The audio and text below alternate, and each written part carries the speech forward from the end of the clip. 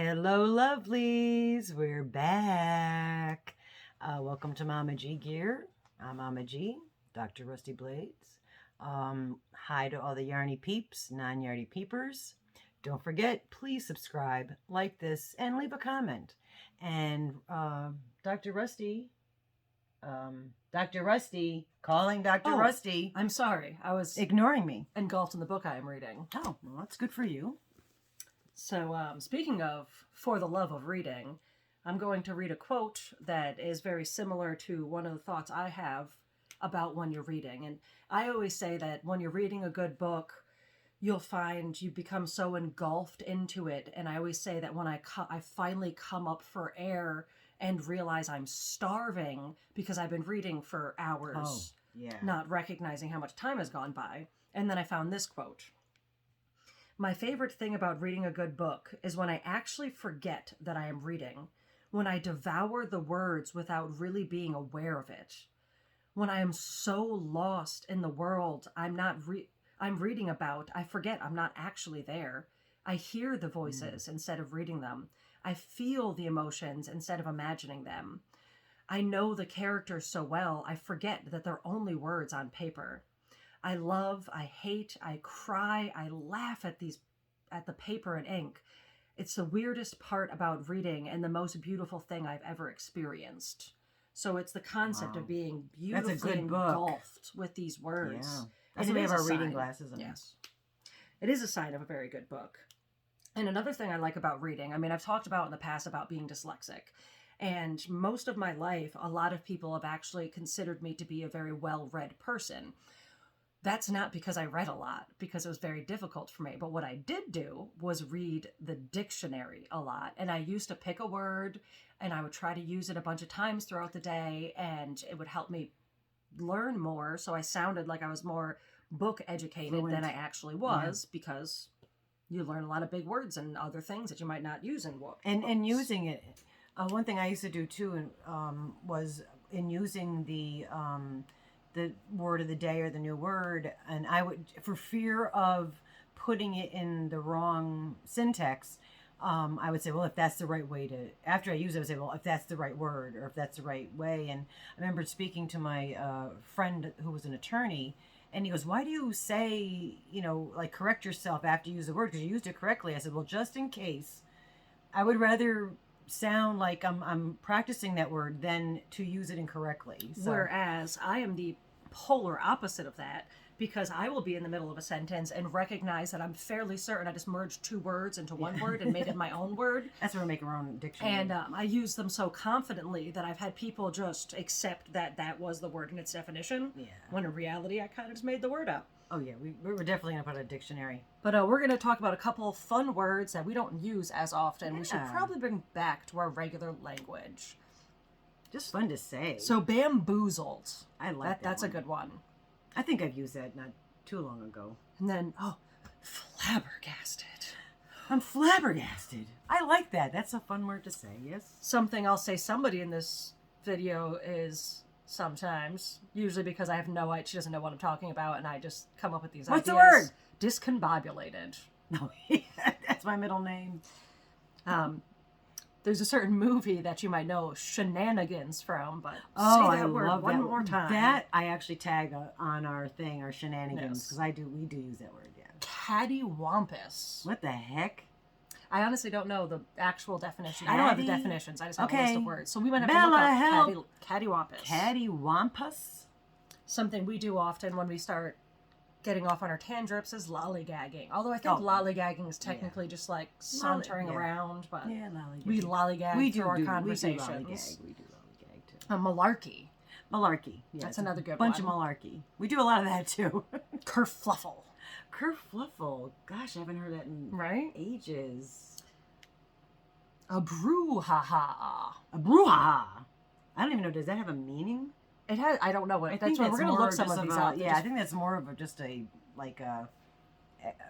exclamation of something. Don't be such a nincompoop. Nincompoop I use. Nincompoop's a good Well, one. I did when you guys were little. I did instead of saying And then I'd like to know what pumpernickel means, because isn't that a bread? yeah, pumpernickel bread. Okay. Well, it's a fun word. It's on the list. It might be on the list just because pumpernickel is a fun word. Yeah, this is just a list of some fun And- words. I didn't look anything else up about them. Can I throw in just? Borborygmus! Oh, I thought you were done. That's not on the list. Borborygmus was the Thanksgiving dictionary word of the day some years back, and I mean some years. But it's the grumbling in your belly from being full. Oh. Borborygmus! Well, you should only ever eat to where you're 80% full. Never eat all the way full. Then And it some takes people 20 eat minutes to until they hate register. themselves. When you eat, it takes like 20 minutes for it really to register if you're full. So Tell that to me in the half you of should pizza only I put eat back last until night. you're 80% full. But fun stuff. Can I throw? Oh yeah, I'm going to do just 3 sign language signs that are fun. And one is French fry. This is the letter F in sign language. So French fries, I think, has always been a cute. like picking up my fries. yeah. And then popcorn. That's a sign for popcorn, Boop. which makes sense. And then toilet. This is the letter T in sign language, and that's toilet. So if you ever have to quietly say you have to go to the ladies' room or men's room or gender neutral room, you could just do this. I used to teach my pre-K Toilet. kids that just quietly instead of go, meh, I gotta go pee. Just do this. We notice. Anyway, that's about it. I for want me. to flourish That's in learning true. sign language. Yeah, we need to really get back into it. I just wanted to sign flourish because Yeah. that was fun for me. We need to get back into it because it's a beautiful language. And if you have not had the opportunity to see poetry in sign language, highly recommended. It's just a whole nother realm of beauty. I'll do a super short story of the most profound moment I've had probably my entire life. I'm actually gonna pull these up so I can see a little better. So I worked for a carnival for a little while, and in that time of working for the carnival, we were going to the Rochester School of the Deaf, I think is its appropriate name, and Not Rochester. is it not The Rochester? not Gallaudet. American School for the Deaf. American School for the Deaf. Yeah. And this is Oh, when the I knew people this for the story. carnival learned that I knew some sign language, and I usually ran a ride, but they decided it might be nice to have me run a game. Yeah. Since I can maybe not have a full conversation, but it's nice to be able to at least try. So I was having a wonderful time where someone would come up and their interpreter would start talking, and then I would just sign a little bit back and then say, sorry, I couldn't remember much. But that little bit of me trying was huge for them. So anyway, fast forward to I need to go into the building and use the bathroom. I come back out of this building. I'm at the top of the steps of the main entrance, and the carnival is the whole front yard. And it was this, I'm goosebumps just thinking about it. Yeah. It was this sea of people that were laughing and talking and joking, and it was just silent. And I stood there. I mean, like my eyes watered. Like I stood there in this moment of well, it was awesome, which in the word meaning inspiring awe. I stood there in a moment of awe, just recognizing the beauty of what was happening in front of me. And that has sat with me for 2 decades at least, of that being one of the most inspirational moments, things I've ever witnessed. Yeah, absolutely. So even if you just learn a little bit of sign language, or just learn try. the alphabet, because you can always just learn your name. spell. and then you can try. You know, my name is. But yes. People will respond back if they're hearing impaired or completely deaf.